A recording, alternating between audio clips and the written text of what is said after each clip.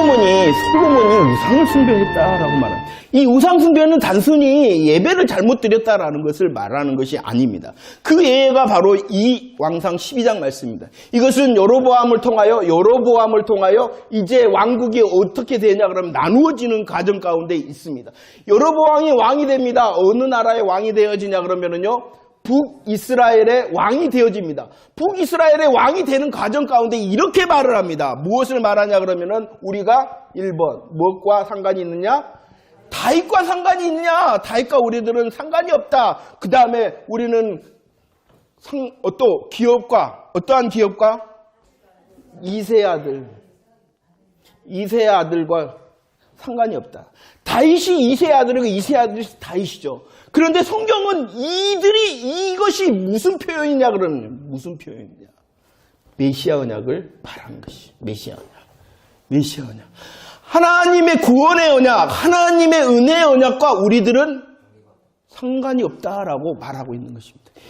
이렇게 말하고 난 다음에 무슨 일을 이 여로보암이 하냐 그러면요, 그 밑에 몇 마리를 세워요? 몇 마리? 금송아지?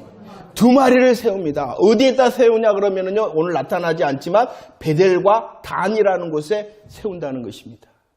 상관이 없다. 우리는 다윗과 이새의 아들과 상관이 없다라고 말하면서 그가 했던 일이 뭐라고요? 2 금송아지를 세우는 우상 숭배를 했다는. 이것은 무엇이냐 그러면은요, 무엇과 상관이 없다는 것이에요. 우리들은 메시아 언약과 상관이 없다. 메시아 언약은 무슨 언약인데요? 구원의 언약, 은혜의 언약인데. 그러니까 하나님께서 이스라엘을 그래도 사랑하셔서 누구를 보내시기를 시작하셨다고요? 선지자들을 보내시고. 뭐하라고? 돌아오라고. 은혜를 베푸셨다. 단순히 우상 숭배라는 것은요, 예배를 잘못 드렸어가 아니라 아무리 예배라는 형식을 갖고 있더라도 누구와 상관이 없어지는 것이에요. 우리들 말로 하면은 예수 그리스도와 상관이 없어지는데 뭐만 하면 되냐 그러면은 여전히 베델과 단이라는 제단이 있단 말이에요. 그 제단에서 그들은 예배드리고 그 제단에서 그들은 축제를 했다. 그러면 이것이 하나님께 드려지는 온전한 거예요? 아니라 뭐예요? 우상 숭배일 뿐인데, 예수 그리스도의 복음이 빠지거나 예수 그리스도의 복음을 선포하지 않고 관계가 없으면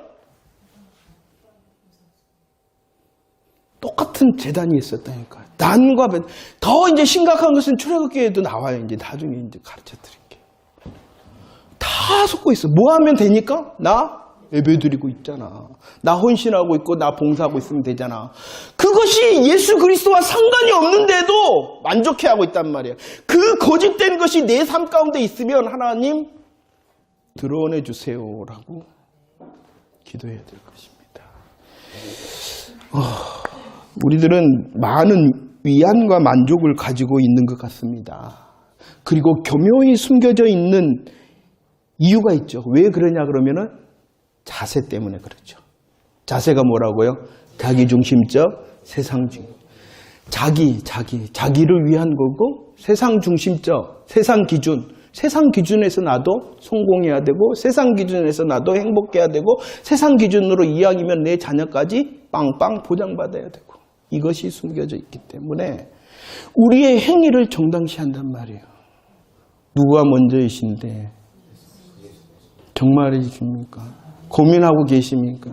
우리의 많은 드림 얼마나 하나님께서 기뻐 받으실까요? 그런데 점검하고 계시냐는 것이에요. 우리의 위안과 만족을 위한 것은요, 종교생활인 것입니다. 하나님께서 받으시는 것이 절대로 아니에요. 그렇다면 우리들이 흠쩍 놀라고 나를 돌아다봐야 되지 않을까요? 그게 바로 은혜겠죠. 그래서 하나님께서 경고하십니다. 솔로몬을 향하여 경고하십니다. 그 경고도요, 하나님의 은혜인 것 같아요. 어떻게 경고하시냐 그러면은요, 2뿔을 달고 몽둥이를 갖고 네 이놈 하시는 것이 아니라, 볼까요? 왕상 6장 말씀 볼까요? 한번 읽어봅시다. 시작. 여호와의 말씀이 솔로몬에게 임하였다라고. 9장 1, 2절 한번 읽어볼까요? 시작. 솔로몬이 여호와의 성전과 왕국 건축하기를 마치심에 자기가 이루기를 원하였던 모든 걸 마칠 때에 여호와께서 기브온에서 나타나신과 같이 나타나셨다. 이것을 정리를 한 것이 열왕기상 11장 말씀입니다. 어떻게 하나님께서 경고하셨는가? 시작. 솔로몬이 마음을 돌려 이스라엘의 하나님 여호와를 떠남으로 여호와께서 그에게 진노하시니라. 여호와께서 일찍이 2번이나 그에게 나타나시고 이 일에 대하여 명령하사 다른 신을 따르지 말라 하였으나 그가 여호와의 명령을 너무나도 솔로몬을 사랑했어요. 나타나셨어요. 특별히 이 과정은요, 성전 건축 중에 나타나시고 성전 건축을 다 마치고 봉헌식을 하는 과정 가운데 나타나셨어요. 나타나신 하나님께서는 그에게 말씀하십니다. 뭐 하지 말라고요? 다른 신을 따르지 말라. 한마디로 말하면 뭐 하는 거예요? 우상 숭배하지 말아라는 것입니다. 이후에서 계속 볼 것이 바로 이것입니다.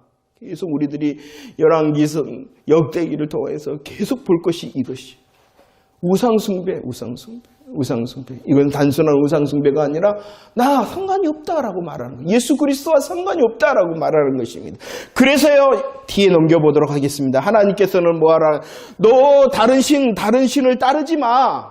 그러면은 어떻게 되냐? 한번 읽어볼까요? 우리에게 경고하는 마음으로, 경고의 말씀으로 들읍시다. 시작. 만일 너희가 너희의 자손이 아주 돌이서서 나를 따르지 아니하며 내가 너희 앞에 둔 나의 계명과 법도를 지키지 아니하고 가서 다른 신을 섬겨 그것을 준비하면 내가 이스라엘을 내가 그들에게 준 땅에서 끊어버릴 것이요 내 이름을 위하여 내가 거룩하게 구별한 이 성전이라도 내 앞에서 던져버리니 이스라엘의 모든 민족 가운데 속담거리와 이야기거리가 될 것이다 라고 말씀하셨는데 이것은 뭐예요? 뭐라고요? 경고예요. 경고. 어떻게 하면 이렇게 된다는 거예요? 다른 신을 섬기면. 그런데 이 말씀 앞에서 그들이 어떻게 됐냐는 것이에요. 결국은 어떻게 됐어요?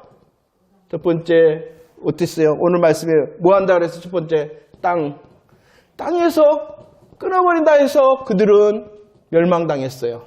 두 번째 또 뭐 하라 그랬어요? 아무리 너희들 이렇게 멋있게 거룩하게 지었던 곳 성전이라도 어떻게 해버린다 그랬어요? 그래서 성전도 그러면 어떻게 했다는 것입니까? 그들이 결국은 우상 숭배했다는 것이에요. 하나님께서 그에게 은혜로 나타나셨어요. 그에게 통하여 많은 은혜의 일을 이루셨어요. 그러면서 다시 주의를 줬어요. 경고했어요. 다른 신을 섬기면 안 된다. 그런데 결국이 뭐라고요? 우상을 숭배했다는 거예요. 얼마나 솔로몬은요 지혜의 사람입니다. 솔로몬은요 많은 믿음의 경험을 한 사람입니다. 솔로몬은요 많은 믿음의 열매도 누려본 사람입니다. 그랬는데도 떨어졌다면 저와 여러분들이야 어떻게 해야 되겠냐. 하나님의 마음과 뜻을 우리들이 열심히 구하고 찾을 뿐만이 아니라 다시 내 삶의 실수와 실패와 제약을 보면서 더 큰 은혜로 나를 잡아야 된다는 것입니다. 그렇지 않으면은요 우리들도 금방 넘어진다는 것이에요. 그리고 한 가지 더, 우상 숭배라는 것을 보십시오. 이스라엘의 문제, 열왕들의 문제, 가장 큰 문제가 무엇이었냐 그러면은요 그들이 도둑질했고 그들이 거짓말을 했고 그들이 나쁜 일을 했다가 아니라 우리의 삶을 결정짓는 것은요 우리들이 물론 그래서는 절대로 안 되죠.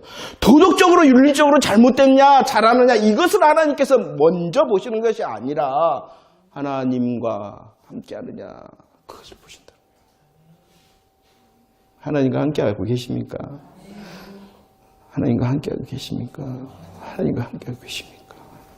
온 이스라엘의 문제가 세상 역사도 마찬가지입니다. 그 중심에는요 그들이 뭔가 인간적인 관계가 먼저 잘못된 것이 아니라 그 이전에 하나님과의 관계가 잘못된 것입니다. 우리의 삶도 마찬가지입니다. 우리의 삶이 꼬이는 이유는요 뭔가 잘못됐죠. 그런데 그 시작이 하나님과의 관계가 대부분이라는 것을 기억해내야 됩니다.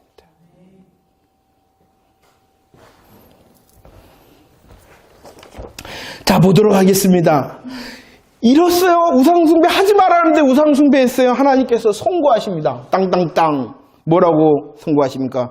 11장 11절. 다 빼앗겠다라고. 다 빼앗겠다라고. 다 빼앗아가지고 어떻게 한다 그랬어요? 신하에게 준다. 이 신하가 누구냐 그러면은요?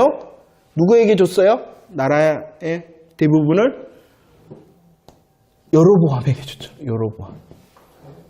여로보암. 이해가 되십니까? 이 말씀은. 범죄했습니다. 솔로몬이 실수했습니다. 그러자 하나님께서는 우상 숭배를 통하여 그 나라를 빼앗아서 신하의 여로보암에게 줘버렸습니다. 그런데 이 무시무시한 선고 가운데서도 하나님의 이건 심판이에요, 심판.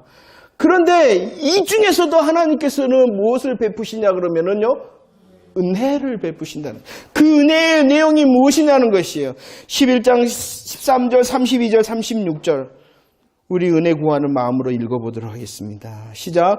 오직 내가 이 나라를 다 빼앗지는 아니하고 내 종 다윗과 내가 택한 내 수사를 위하여 한 지파를 내 아들들에게 주리라 하셨더라. 오직 내 종 다윗을 위하고 이스라엘 모든 지파 중에서 택한 성읍 예루살렘을 위하여 한 지파를 솔로몬에게 주리니 그의 아들에게 내가 한 지파를 주어 내가 거기 내 이름을 두고자 하여 택한 성읍 예루살렘에서 내 종 다윗이 항상 내 앞에 등불을 가지고 있게 하리라.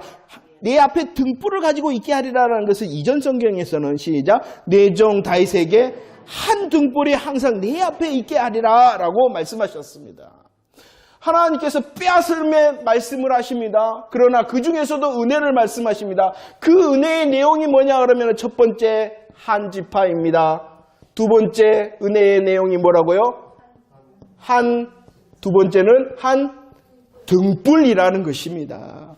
왜 하나님께서 빼앗는다 그랬습니까? 하나님께서는 공의의 하나님이시기 때문이라는 것이에요. 공의의 하나님이시기 때문에 빼앗아 버리는 것입니다. 하지만 하나님께서는요, 은혜를 말씀하십니다. 어떠한 은혜라고요? 한 지파와 한 등불. 자, 왜 이렇게 말씀하셨냐 그러면은요, 왜 이렇게 말씀하셨느냐? 사무엘하 보도록 하겠습니다. 사무엘하 7장 14절과 15절 시작.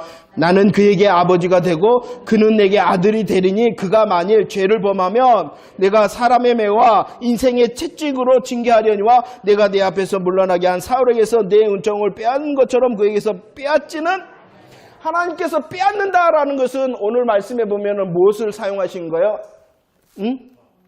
매와 채찍을 사용하신 것이에요. 그러나 하나님께서는 또 다른 것을 징계할 거야, 때릴 거야, 벌 줄 거야. 하지만 뭐하지 않는다라고 말씀했어요? 은총을 누가 빼앗겼어요? 은총을. 사울왕. 그가 왜 빼앗겼어요? 택함을 받지 않았어요. 언약 가운데 있지 않았어요. 맹세 가운데 있지 않았기 때문에 이 사울이 빼앗겼던 것이에요. 그러나 다윗 가문의 모두는 하나님께서 아까도 말했죠. 무엇과 상관이 있는 사람들이에요. 메시아 언약과 상관이 있기 때문에 그들을 매와 채찍으로 때리기는 때리나 그 중에서도 은혜를 주시는 것이에요. 이것은 하나님의 선택의 놀라운 권능과 능력인 것입니다. 한번 예수 그리스도 안에서 붙잡으시면 절대로 빼앗기지 않는다는 것. 잊지 마시기를 바랍니다. 흔들리시도 마시기 바랍니다. 우리 다윗보다 더 나쁜 짓 했어요? 옆에 사람 봐봐. 혹시 더 나쁘게 돼요. 안 그러잖아. 솔로몬보다 더 나쁜 짓 했어요? 아니잖아요. 다윗과 솔로몬이 더 나쁜데도 하나님이 빼앗지 않으셨는데 하물며 우리의 삶이냐. 너무 염려하지 말라는 거예요. 무엇에 감사하면 돼요? 내가 예수 그리스도의 십자가, 내가 예수 그리스도 부활, 복음을 아는 자, 행복한 자, 내가 그 복음을 인하여 이미 인쳐 선택받았음에 대하여 감사하고 감격하기만 하면 된다는 거예요. 그러나 이것이 뭐거리가 되면 안 돼요? 핑계거리가 돼서는 안 되죠. 오직 뭐예요? 감사거리고 감격하고 주를 향하여 열매를 맺는 감사와 감격의 동력이 돼야지. 나는 택함 받았어 하고 자기 마음대로 했다가는 하나님이 드러내세요. 너 곡식인 줄 알았지? 가라지야 땅땅땅 해버리시는 거예요. 곡식이 가라지가 된 것이 아니라 가라지였는데 곡식으로 착각한 거예요. 바뀔 수는 없어요. 이해가 되십니까? 곡식이 뭐 어떻게 했다 그래서 가라지가 될 수가 없어요. 근데 왜 그렇게 했냐 그러면 곡식인 줄 알고 하나님이 드러내신다 그랬잖아요. 예배를 통하여 드러내시고 다음 주에는 밭을 통하여 드러내십니다. 그러니까 이것은 하나님의 선택하심에 대해서는 감사와 감격이고 핑계거리가 아니라 오직 이 감사와 감격을 통하여 더 큰 하나님을 향한 열매의 통로가 되어져야 된다는 것입니다. 무엇을 남겼어요? 한 지파. 한 등불. 그럼 한 지파가 뭐냐? 어느 지파냐는 거예요. 한 지파가 어느냐? 유다 지파를 말합니다. 유다 지파를 말합니다. 이 한 등불도 유다 지파를 말합니다. 솔직히 말해서요, 제가 고민이 많았어요. 이스라엘은 몇 지파예요? 12지파입니다. 그런데 이제 북과 남이 나눠질 때 어떻게 나눠졌냐면 2대 10으로 나눠졌어요. 그래서 이 2라는 것은 유다 지파와 또 누가 남냐 그러면은요, 베냐민 지파가 남아요. 이렇게 전혀 모르시는 것처럼. 그렇다면 알으시고. 그래서 저는 이전에는 그랬어요. 한 지파를 남기셨다. 그래서 누굴 남겼다라고 저는 생각했냐 그러면 또 굉장히 영적으로 튀으셨네요. 저는 베냐민 지파인 줄 알았어요. 왜냐 그러면 이 르호보암은 이미 유사 지파잖아요. 자기 지파잖아요. 그 자기 지파인 르호보암에게 붙어 있었던 이 지파가 유다 지파에서 남기신 지파가 베냐민이 아닌가 그랬어요. 근데 왜 이 베냐민이 또 남냐 그러면은요. 왜 남냐 그러면은 성경의 역사에 보면 요셉이 탁 누굴 잡아요? 베냐민을 볼모로 잡아요. 그때 유다가 손을 딱 들고 내가 대신하겠습니다. 재밌죠? 하나님께서 그렇게 그냥 쓰신 게 아니에요. 성경은 이렇게 많은 것을 엮이게 만드셨어요. 사랑으로 엮이게. 그런데 그게 아니라 한 지파는 오직 누구라고요? 왜 유다 지파가 한 지파냐 그러면 그 유다 지파를 통해 기록해 놨죠. 창세기, 히브리서, 계시록. 누가 오신다? 주께서 오신다. 예수 그리스도께서 오신다라고. 너의 그 매와 채찍, 실수와 실패를 역전하실 한 지파 대신 누구로 치다? 예수 그리스도시다. 너에게는 그래도 소망이 있다. 너는 메시아 언약을 받은 언약자 그리고 맹세자이기 때문이다. 왜 언약과 맹세가 중요하냐 그러면 나오죠. 나중에 히브리서 6장 17절과 18절. 이 하나님께서 하신 언약과 맹세는 어찌할 수 없다? 변할 수 없다. 변하지 못한다. 하나님이 언약하셨고 하나님이 맹세한 것은 절대로 바뀌지 않는다는. 너가 아무리 실수하고 실패하고 제약되더라도 그 언약과 맹세는 변치 않는다는. 저와 여러분들은 예수 그리스도의 십자가 보혈로 부활의 능력을 통하여 언약과 맹세의 사람 되게 하심을 믿으시기를 바랍니다. 그렇기 때문에 그 너의 실수 실패 죄야 너가 맞는 매 내가 맞는 채찍 다 예수 그리스도께서 대신하셨음을 믿으시기를 바랍니다. 이분이 바로 한 등불이랍니다. 왜입니까? 오늘 이사야 말씀해 보죠. 저와 여러분들이 실수와 실패와 죄악으로 어디에 있다는 것입니까? 흑암과 어디에 있어요? 보잖아. 이사야 9장 2절 어디에 앉아 있다고요? 흑암과 사망 그늘에 앉아 있었어요. 그 흑암과 사망의 그늘이 어디에요? 우리의 실수와 실패, 죄악을 말하는 거예요. 그 실패와 실수, 죄악을 역전시키시는 등불, 참 빛이 누구시다? 예수 그리스도가 오직 너의 소망이다 라고 말씀하는 거예요. 이것은 무엇을 말하는 건지 심판 중에서라도 주님은 무엇을 행하고 계시는 거예요? 은혜를 행하는 거예요. 왜 은혜를 주신다고요? 저와 여러분들이 그래도 잘났기 때문이라는 거예요.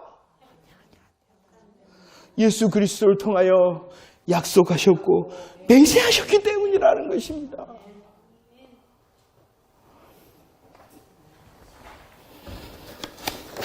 그 빛은 참 빛만 될 뿐만이 아니라 말라기 4장 2절을 통하여 공의의 해시며 치료하시는 강성이다 하심을 믿으시기를 바랍니다. 우리의 실수와 실패와 죄악을 치료하실 뿐만이 아니라 우리의 영혼 육을 치료하시는 주님의 일하심을 기대하는 이 시간과 기도의 시간이 되어지기를 원합니다. 하나님께서는 언약에 신실하시다는 것을 다시 말씀하고 있는 것입니다. 이 은혜는요 솔로몬을 향한 것일 뿐만이 아니라 바로 누구를 향한 것이에요? 우리를 향한 것, 나를 향한 것이라는 것을 잊지 마시기를 바랍니다. 핑계거리가 아닙니다. 더 큰 감사와 감격거리입니다. 하나님을 향하여 내 어찌 더 큰 열매로 주님께 영광을 돌릴까 하는 은혜의 통로임을 믿으시기를 바랍니다. 변치 않는답니다. 실수와 실패가 제약되더라도 주님의 약속은 변치 않는답니다. 주님이 일하시기 때문이라는 것이에요. 심판을 통하여 매와 징계를 하시는 그 중에서도 주님은 여전히 은혜를 베푸셔서 한 지파 한 등불을 약속하신 하나님이 그리고 그 한 지파와 한 등불 대신 예수 그리스도를 복음으로 보니, 복음으로 들으니 지난주 말씀 복이 있다라고 말한 것입니다. 우리의 복됨이 이해가 되십니까? 예수 그리스도를 듣고 예수 그리스도를 보니 우리가 복된 것입니다. 이 복을 통하여 어떠한 그때라도 더 큰 목소리로 감사합니다, 옳습니다 라는 믿음의 반응을 준비하는 저와 여러분들이 되어지기를 축원합니다.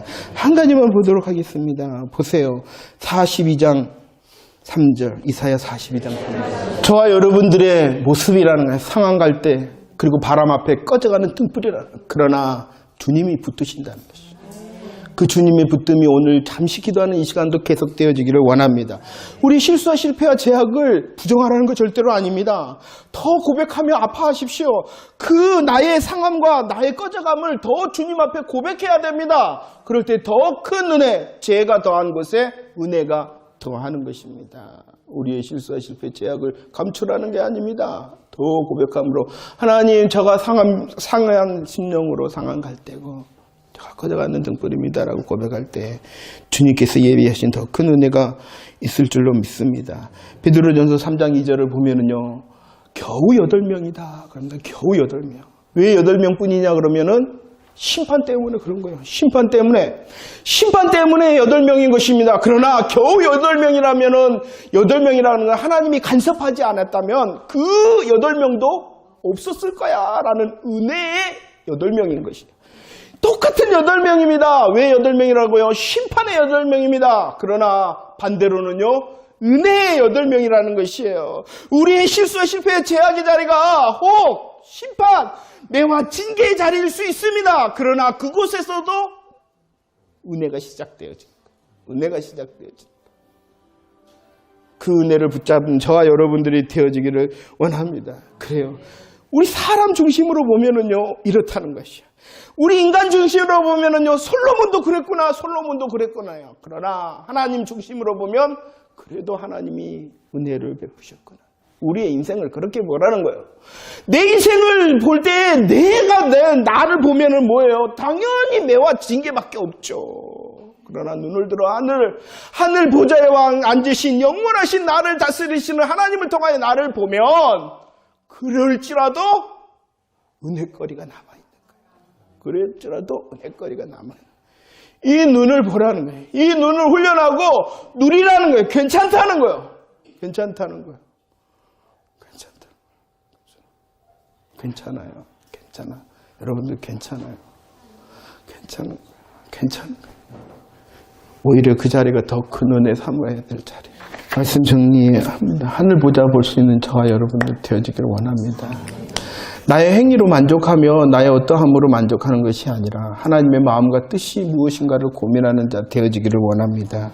예수 그리스도 은혜 붙잡읍시다. 하나님으로 만족하고요. 하나님의 방법이 내 것이 되어줄 수 있도록, 혹시 내가 매맞는 자리에, 징계 자리에 있거든 주님 더 바라볼 수 있고 붙을 수 있도록, 그것이 나로 인하여 보여지는 것이 아니라 주의 시선과 주의 역사하심으로 보여서 그 실수, 실패, 제약이 더 큰 은혜의 통로가 되을 수 있도록 하나님 날 붙드세요 라고 기도하는 이 시간이 되어지기를 원합니다.